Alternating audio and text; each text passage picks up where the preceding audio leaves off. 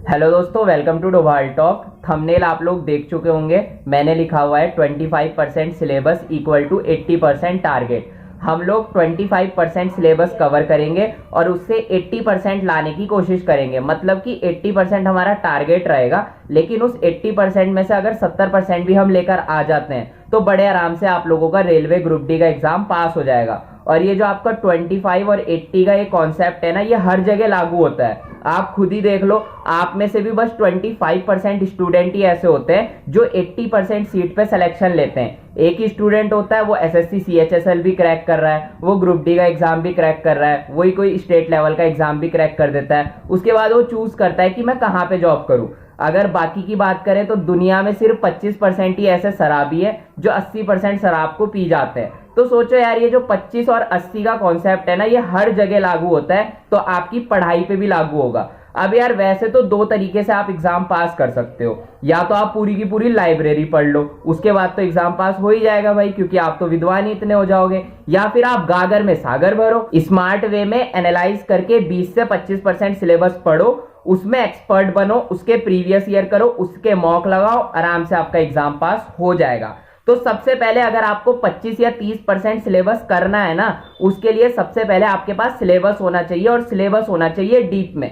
अब आप लोगों से मैं बोलूंगा कि आप लोगों को सिलेबस पता है, तो आप सभी बोलोगे हाँ हमें तो पता है। 25 नंबर की मैथ आएगी, 25 नंबर की साइंस आएगी, 20 नंबर की जीके और करंट है, और 30 नंबर की रीजनिंग है। अरे ये चीजें तो सबको पता है, लेकिन आप लोगों के पास डिटेल में सिलेबस होना चाहिए। मतलब कि 25 नंबर की जो मैथमेटिक्स आ रही है, इसमें से कौन कौन से टॉपिक आ रहे हैं और वो कौन कौन से टॉपिक कितने कितने वेटेज के हैं। मान लो मैथ है, मैथ में सिंप्लीफिकेशन चैप्टर आपका रेलवे ग्रुप डी एग्जाम में भी आएगा, रेलवे जेई के एग्जाम में भी आएगा, एसएससी सीएचएसएल में भी आता है, लेकिन इसका वेटेज अलग रहता है और लेवल ऑफ क्वेश्चन भी अलग रहते हैं। जो एसएससी सीएचएसएल में सिंप्लीफिकेशन का क्वेश्चन आएगा, उसका लेवल कुछ और होगा, और हो सकता है एसएससी सीएचएसएल के पेपर में 2 या 3 ही क्वेश्चन सिंप्लीफिकेशन से आए। लेकिन जो रेलवे ग्रुप डी एग्जाम है, यहां पर सिंप्लीफिकेशन से 5 से 6 क्वेश्चन आ जाते हैं कई बार। तो आप लोगों को डिटेल में सिलेबस पता होना चाहिए, एक एक पॉइंट, एक एक टॉपिक, कितना उनका वेटेज है।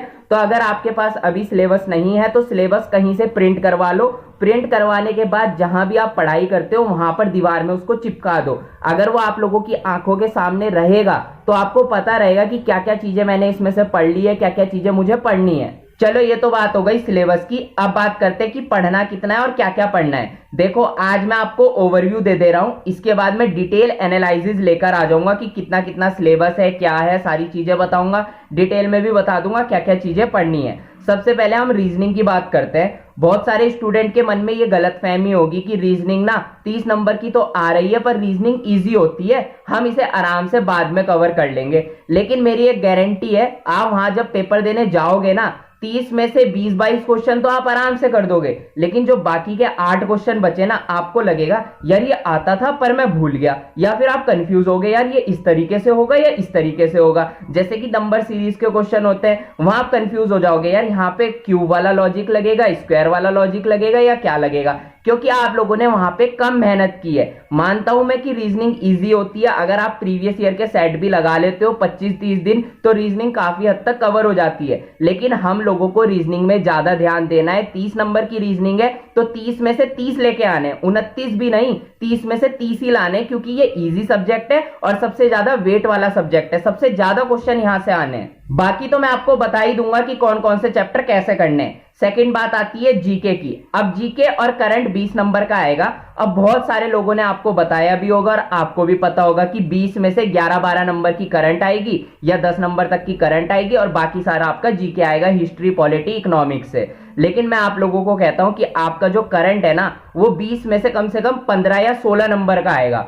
अब आप लोग सोचोगे मैं कैसी अजीब बात कर रहा हूं कि 20 में से 15-16 नंबर का करंट आएगा। तो मेरी बात को ध्यान से सुनो। जब आप लोगों के एग्जाम होते थे, कॉम्पिटेटिव एग्जाम 2015 और 2016 से पहले पहले, तो वहां पे तो आपका जो जीके आता था वो स्टैटिक बन के आता था। लेकिन आज की डेट में जो आपका जीके भी आ रहा है ना, वो करंट की तरह आ रहा है। करंट अफेयर तो जो आएंगे आएंगे ही 10-12 नंबर के, लेकिन बाकी का जो जीके वो देगा, जिसे आप स्टैटिक समझ रहे हो, वो भी करंट के आधार पे देगा। मैं एग्जांपल के लिए बता देता हूं, अभी कुछ दिनों के बाद यूपी में इलेक्शन होने हैं। अगर आप लोगों का एग्जाम इलेक्शन के बाद होता है या इलेक्शन से पहले भी होता है तो उसमें वो क्वेश्चन पूछ सकता है, यूपी के बारे में कुछ पूछ लेगा कि यूपी की राज्यसभा सीट कौन सी है, या यूपी के मुख्यमंत्री या यूपी के राज्यपाल कौन है, कुछ भी चीज पूछ सकता है, लेकिन टॉपिक को देख के कि करंट में क्या टॉपिक चल रहे हैं। तो आजकल का जो जीके बन रहा है वो करंट के आधार पे बन रहा है। यही चीज अगर आप समझ गए ना तो आपका सिलेक्शन हो जाएगा। आप लोग क्या करते हो, इतिहास को उठाते हो और पूरी इतिहास पढ़ देते हो, लेकिन वो पूरी इतिहास आनी नहीं है।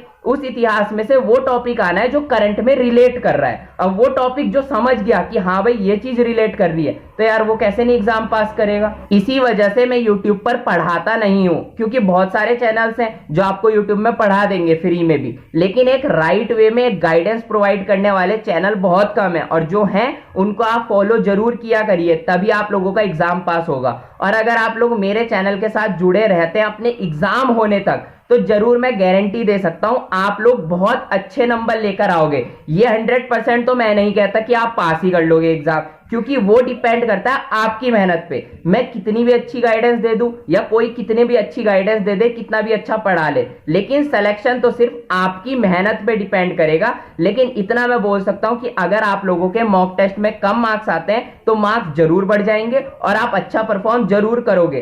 अब बात करते हैं हम साइंस की। तो साइंस में 3 चीजें आती है, एक तो आपको पता है फिजिक्स, केमिस्ट्री और बायोलॉजी। सबसे ज्यादा क्वेश्चन आने आपके बायोलॉजी से, और एक डाउट बहुत सारा रहता है स्टूडेंट का कि फिजिक्स के न्यूमेरिकल्स कितने आएंगे।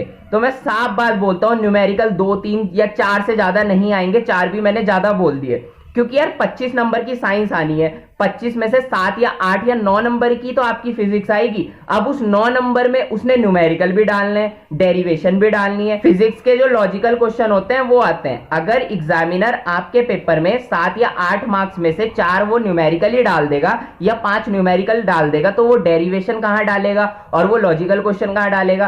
तो न्यूमेरिकल्स को लेकर ज्यादा परेशान मत हो, न्यूमेरिकल आपके 3-4 आएंगे ज्यादा से ज्यादा, वो आपके कवर हो जाएंगे अगर आप 2018 वाले रेलवे ग्रुप डी के प्रीवियस ईयर कर लोगे। और बाकी जो एनटीपीसी का एग्जाम हुआ था, वैसे तो इस बार न्यूमेरिकल ज्यादा नहीं आए, पर 1-2 जो आए थे वो आप कवर कर लेते हो तो बहुत है, इससे ज्यादा जरूरत नहीं है। बाकी साइंस कहीं से भी पढ़ो, स्पीडी की बुक है आप पे 1 लाइनर, वो पढ़ लो। यूथ कंपटीशन जरूर पढ़ लेना, क्योंकि यार उसमें तो प्रीवियस ईयर है। और अगर आपके पास लूसेंट है या फिर अदर कोई बुक है तो वो पढ़ लो, और एनसीईआरटी भी चल जाएगी अगर आपके पास एनसीईआरटी है। तो कहीं से भी साइंस का बेसिक पढ़ लो। कैसे पढ़ना है, क्या करना है, वो तो मैं आप लोगों को रोज बताऊंगा, रोज वीडियोस आया करेगी, और मैं कल या परसों डिसाइड कर लूंगा एक टाइम, उसी टाइम पे वीडियोस को अपलोड करूंगा। अब कुछ ऐसे भी स्टूडेंट होंगे जिन्होंने अभी तक कुछ भी नहीं पढ़ा होगा, तो ऐसे स्टूडेंट को मैं साफ बोल देता हूं, 100% गारंटी नहीं है कि आपका एग्जाम पास हो जाएगा अगर आपने अभी तक कुछ नहीं पढ़ा है। लेकिन फिर भी अगर आप मेहनत करोगे तो पास कर सकते हो, क्योंकि यार आपके साथ ऐसे स्टूडेंट है जो 3-3 साल से पढ़ रहे हैं, और अब आप आके पढ़ोगे और सोचोगे 100% ही पास कर लूंगा, तो यार ये 100% श्योर नहीं है, लेकिन कर सकते हो, इम्पॉसिबल भी नहीं है। अगर एक राइट वे में जाओगे तो जरूर पास होगा। बाकी यार जिसने चैनल को सब्सक्राइब नहीं किया है कर लो, अब जो वीडियोस आ रही है ये आपको एग्जाम पास कराने के लिए बहुत ज्यादा जरूरी है। बाकी यार आपके लिए डेली वीडियोस आती रहेगी। मिलते हैं अपनी नेक्स्ट वीडियो में, तब तक के लिए बाय।